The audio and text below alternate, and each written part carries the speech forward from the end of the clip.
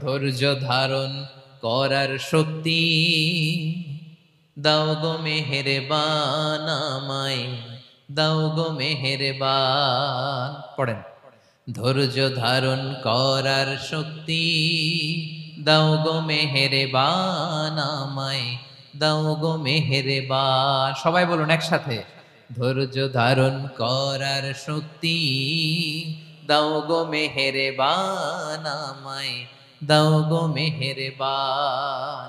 বুকের ভেতর ব্যথার নদী বইছে অবিরাম, বইছে